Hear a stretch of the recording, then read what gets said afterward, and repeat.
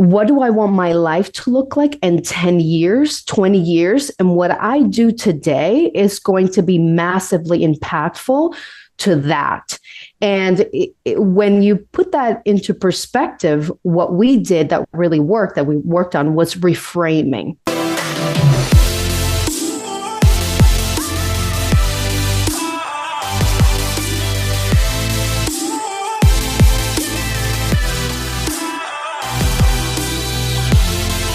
Hey. Hello. Hey. Hello. How are you? I'm good. How are you? I'm very good. Thank you very much. It's been a while since we spoke. Thank you for agreeing to come on the podcast. Yeah, I'm looking forward to course. speaking to you. I know what you've achieved and sort of what sort of things you've done. I think you were coached by Ash, so I've got a good understanding of some of the things you've been up to. However, anybody listening to this isn't going to have a clue whatsoever. So introduce yourself. Who are you? What do you do? But also, where were you in terms of goals and things you wanted to achieve before you joined? In other words, what maybe made you want to go off and find something to in terms of like a coaching program? Give us a little bit of insight into that. For sure. Well, I'm a leadership coach. And I work with manufacturing executives. So I'm definitely a huge proponent of coaching because I do it for a living and I know that it works. And I'm an HR strategist. And I think that having a plan and having a set of systems and, really sets you up for success. So I didn't need a lot of convincing in that regards. And my husband actually had listened to your podcast for a while and he, signed up for the program and really enjoyed it. And so if I can give you a little bit of background, I have struggled with my weight my whole life. I think it's one of those responses for me to stress and other things. And so I have experienced I've tried every diet and everything under the sun, right? One of those deals. And many years ago, I got really consistent about working out and I really loved it. And I was in really good shape. I had maintained my weight loss, but I experienced professional burnout, a divorce. I moved out of state. Then, then it was pregnancy. Then it was this and that. And so I had lost sight of how beneficial it is to have a workout routine, a plan. And so I started, once I went back to school for clinical mental health, I started to implement those techniques with myself and realizing that the issue really wasn't so much my body, but it really was my mind. And of course, the addiction to certain foods and things like that. And so over the course of 2 years, I lost 50 pounds. And so when I came to your program, I had taken, a lot of accountability and had made a lot of changes and had worked with another coach. But when I came to you, I wanted to love working out again. I wanted to feel fit. I wanted to feel strong.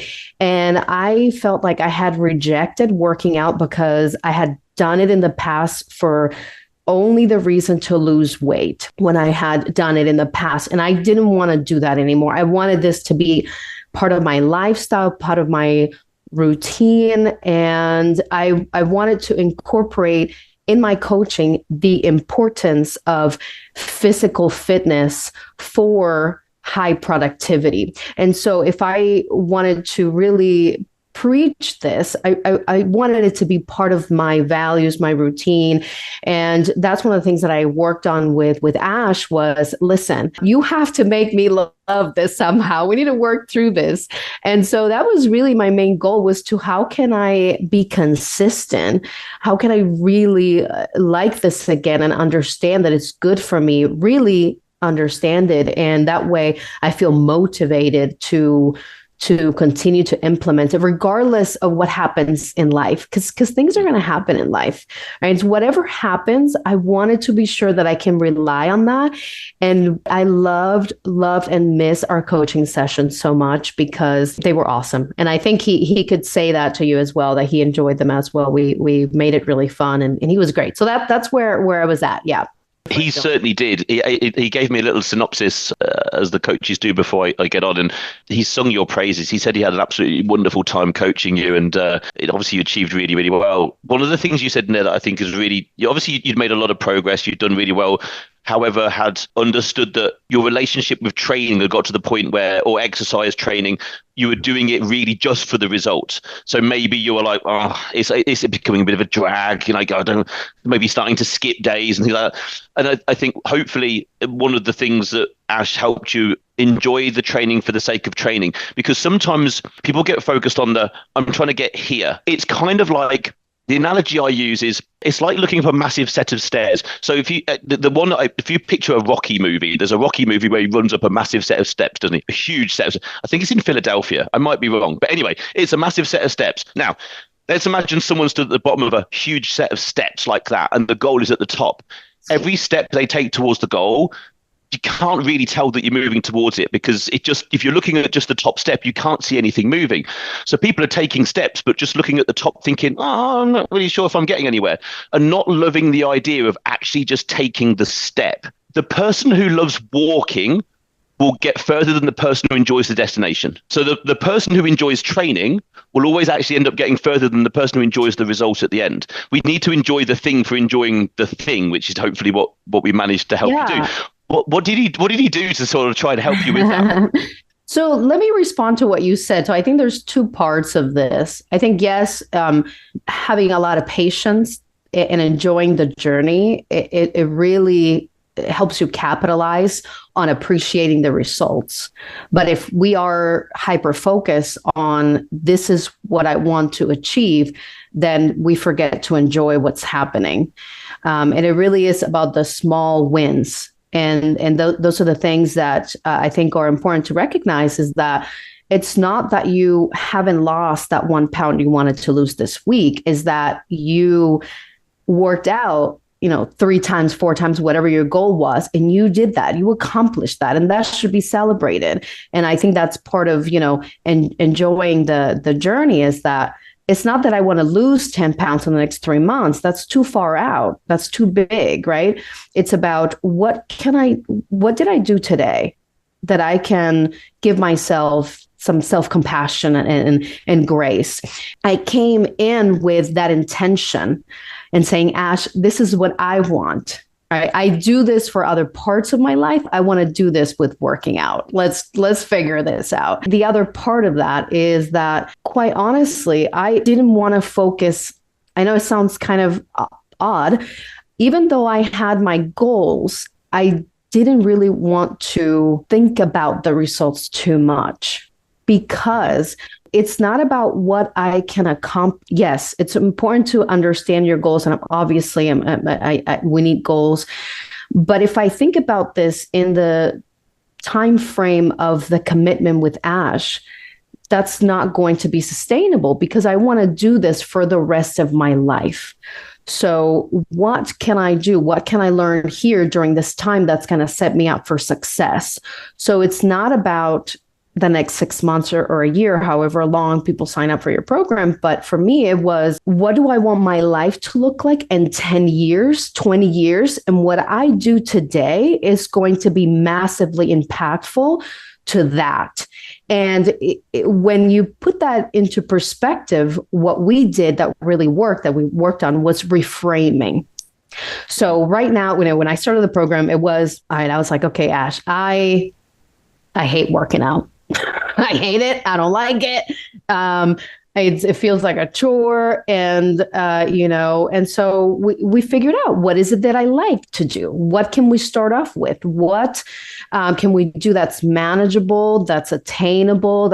And so we started very small, and he was so patient, and we changed, tactics and plan with the meal plan and the exercise routine a few times. And he was great at accommodating that, because I had to relearn what was it about it that I enjoyed many years ago and that I wanted to enjoy it and get out of this, and figure out what works for me. And everybody is different. And so what I'm doing today, 8 months ago, I wasn't going to enjoy, right? But today I'm like, yes, I want to lift weights. Yes, I want to, so it took some time, but that's where it was. It was sort of changing that mindset around what I thought about exercise.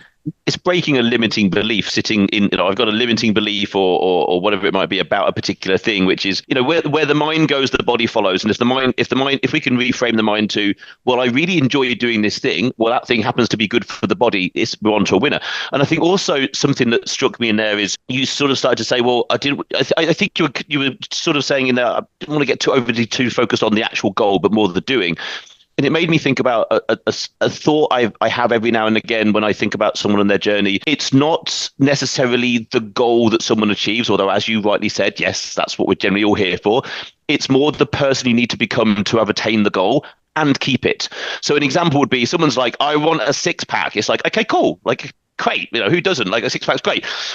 But once you had a six-pack, it's like, well, okay, right, what do I do with that? Not a lot. But the person that someone needs to actually evolve or ascend into to be the person in their life that can get a six-pack and keep it. That's where the real change, alchemy, that's where the real thing happens. Because then if someone learns, because what we're really talking about is commitment, discipline, learning to say no, like, well, nothing particularly sexy. It's just doing the really core basic stuff very well over and over again. But when someone's learned to do that, maybe around a fitness-based goal, those lessons transcend into so many other things. Business, particularly, that you seem to run in such a parallel, because what does business take? Patience, dedication, commitment, self-discipline. Like they're literally nearly the same values running in parallel. And this is why I feel so lucky to be in the position I'm in a health and fitness. I own and run a health and fitness company. The two things just work totally in tandem, which is why we ended up helping busy business leaders, CEOs. They're like, I just see the two things as being exactly the same. And if we find people that have been able to be successful in terms of business, but they can't sort this bit out, we can get that in line, then they really do truly become the person that they probably aspire to. And I think also you mentioned in there about alphas. I interrupt this show with a simple message. This show is here to benefit you and your progression to the best version of yourself. But not only just you, it's also here to benefit the people around you, your loved ones, your friends, other alphas in your vicinity. So why not do a really cool thing today? Something that I would thank you for, and maybe someone else would. Share this podcast with at least one other alpha out there who you know would benefit from it. Why not share the information, share the ability for someone else to grow? I'm sure they would thank you. I 100% would absolutely thank you. This podcast only grows by our listeners, our followers doing amazing things like giving us 5-star reviews, downloading podcasts, subscribing, and then, of course, sharing it with other people. I thank you from the bottom of my heart. Share it with one person, and, of course, drop us a 5-star review, download the podcast, and, of course, subscribe. And now back to the show. It's not what you achieve in the 6 months or 12 months, that someone's in a program. It's horizon shifting. Where do I want to be in 10 years, 20 years, still making progress, if not having hit the goal and then maintaining it, which is something I say a lot to people, which is we need to think of a longer time horizon. Because let's be honest, the dieting world, the health and fitness world, like many other worlds, I want it and I want it now. Which is fine. I want to be slimmer and I want to do it as quick as possible. And social media and the world tells us that that's possible. Not really. Not if done properly. There's no quick route to the best end success. It's a path that just has to be walked, and then we step off the path and we have to get back on it again. There is no quick fix. Those are band-aid solutions. And and the Band-Aid falls off eventually at some point. That's what I've found in all the years I've been doing it. So you certainly, did you come into it with the idea that you were thinking, whatever happens in the time I'm here, I'm really thinking about what's down here? Or did that evolve as you sort of went through the program? Yes, I had that in mind coming into the program. I have good enough, it's still, it's a journey, but I have a good enough understanding and self-awareness. And so that's really helpful. And even the language that I use around my actions on exercising and nutrition, I am very careful at. So I don't say I have to do this, right? I don't say I should do this. I say I want to do this. I'm doing this for me. In my calendar, I have it as me time. This is me time. This is managing stress. It's called me time and stress management time. I call it that because for me is, even if I maybe on a day, like actually this morning, just so happens, I do my exercise before I get kids ready for school. And so 5 a.m. comes, snooze, and 5:10 comes, and I'm like, all right, I just got to get up. I was achy, a little bit of fatigue. It's that time of the month. I'm a woman, so there's no surprise there. And I could have just slipped in. And I thought, you know what? This is a time that I get to recharge. I'm just going to go with plan B, which is lower impact on my body, slower movement. And I'm going to spend a good 10, 15 minutes in the steam room, and I'm going to feel amazing. I am going to feel better. And so when I do the self-coaching, the self-talk, and I change my language around that, it's so helpful because it's a no-brainer. I know, I already see the evidence. I feel better when I do it. So I get up and do it, right? And so at the beginning, yes, it does get a little bit more of a, okay, we're pushing through this, and the accountability. A little bit more friction. Yeah, exactly. There's a little bit more friction. There's more resistance because it's a change. We're naturally, as human beings, we're very resistant to change. Whatever that change is, even if we are motivated to want to change, we still resist it. And so it's important to walk through that fear or that resistance or whatever it is that's holding you back. It's important to walk through it and find the right language and find the right tools that helps you. Now, I'm very self-driven and motivated. So I'm speaking for someone that could relate to that. There's some people that's not going to work, right? But I get inspired and I get motivated. I'm very purpose-driven. So when I say, this is who I want to be in 10 years, that's because I know my why. And so when I came into the program, I'm not trying to lose, whatever pounds and be in a bikini. That's great if someone wants to do that, but that's not what I want to do. I just want to have more energy. I don't want to have, hip pain because I sit all the time, I want to be more active with my kids. I want to sleep better. And I can tell you that I already knew, we all know that exercising and eating healthier is better for you. That's not what that's not what I wanted to come in and learn. It is about how can I make this part of my everyday life and how can I enjoy it? I want to enjoy it because I know it's good for me. I don't want to do something that I don't think I should do or that I'm going to be fighting every day, because why would I want to live in that constant friction every day? No, that should be the exception. Like this morning, that was the exception, right? Yeah, and you still find a way to get up and do it. I hate to use the word motivation. I don't think it technically exists. I think it's dopamine and adrenaline sort of mixing together that gives us something. I think, well, we can have a separate call on motivation. I can tell you the psychology behind it, but that's okay.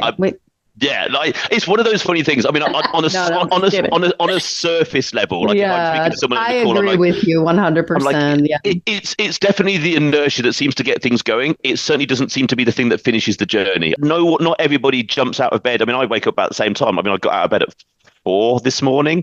I tend to wake up and I'm one of those lucky early morning type people. I'm up and I'm off and I go, but I don't wake up necessarily. I do wake up excited to go and train. I don't know, I'm a bit weird, but I wouldn't say I feel motivated. Well, yeah, and I love training. Yeah, but that could be, call it motivation or not, but I think it's a joy. It's the emotion behind it, and I think we like to call it motivation, but it really is the emotional response we have to knowing what working out can do for us. It is for you. I imagine, you do this for a living. It's a level of fulfillment. It is very fulfilling for you, right? And it brings you joy, like genuinely makes you feel good. And this is actually this is the first time in about 20 years I'm actually struggling to take any kind of rest day. Like legitimately, so tomorrow theoretically is a rest day, and I'm like, well, I'll get up and just train arms then. Like, I just want to go and do something. Now, that's counterproductive eventually? Can I say one thing on that? That I think the other part of this is we, as human beings, we're very adaptable and we like structure, even if we don't seek it out, but we get used to things. So I think the other part of this is the routine. Once you implemented the routine, you're so used to it, even on my rest days, I need to maybe exceed my step goals for the day or do something that makes me feel like I'm moving, even though I'm not calling it exercise, but I'm still doing something because it keeps me going and I miss it in some way and I like it. And I think it's a part of it. It's because even though I'm not thinking, oh, I enjoy this or this is because of my purpose or anything like that, it's more like, so what today? What am I going to do? You know, so it's that's the routine. That's the good habit that I was able to implement. It's then momentum, isn't it? Like I'm a big believer in momentum. And I think momentum, and I say this to people like, and I'm sure you could give a different perspective, but I tend to think momentum crushes motivation. Like momentum to me is like thinking of a snowball at the top of a hill. When it starts, when you make a tiny little snowball and you roll it down the hill, at the beginning of a journey, anything can knock that little snowball rolling down the hill out of course or knock it in. But as it keeps going, it picks up more snow, it picks up more weight, it gets faster. Eventually the thing's this big and anything in its way is going to get crushed. And that to me is momentum. If the goal or the purpose or the whatever that we're trying to achieve is important enough, it's then not that I've really thought about it on this deeper level enough, but the idea of that momentum becoming broken and then the momentum going in the other direction is just something that my mind can't comprehend. Because then to get going back the other way again would be it's so much more difficult. So I'm like, no, we just keep going this way. We're just coming close up on time, but I would like to know if you think back over your time in the program, what would, from the working with Ash on any of the aspects that you worked on, what would you say is either the top one, or if you've got a few in the mind, top three, whatever, biggest sort of aha moments that you had, whether that be the most basic thing about food or the biggest, what jumps to your mind as like the aha moments that you might have had? One comes, jumps at me. And that was sort of the moment when, when he said, if you like fruit so much, why don't you eat them? And I said, well, because it's sugary and it's counterintuitive. And he's like, do you really believe that? And I said, no, not really. But I know I've been told this for so many years, and we at that point, we had a really good relationship and I'm a straight shooter. So he just, he gave me the straight answer and said, here's a video. I want you to watch this. This is, and gave me some resources to give me context and explanation and whatnot. But, on our following coaching call, we talked about it some more. And I was like, I'm a lot happier when I'm eating papaya, when I'm eating blackberries, when I'm grabbing an apple on the go. Like, that's healthy. That's good for you. It nourishes me.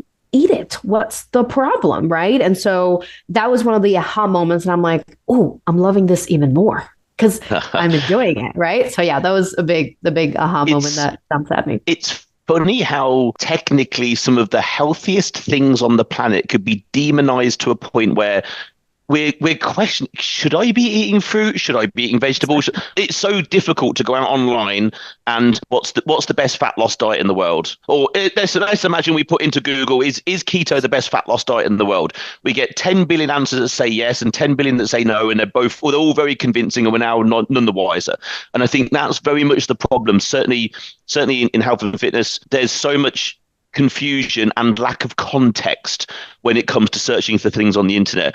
And I think that's I would say that's one of the key things about actual personal coaching is when we look at a situation, it's context to the individual and them specifically that we're able to give, which generally, hopefully, cuts through all of the confusion that's there and actually leaves people kind of going, well, that was easier than I thought, or that was simpler than I thought. And certainly for the busy people that we work with, that is then just a whole load of stuff off someone's shoulders that leaves them bandwidth back to focus on, work, family, and the other things that are important while we take care of everything else. So it's been wonderful talking to you. Thank you so much for coming on. I think this has been really insightful. I think a lot of people are going to get a lot of benefit from listening to you talk, and it's been an absolute pleasure. Ash spoke really highly of you.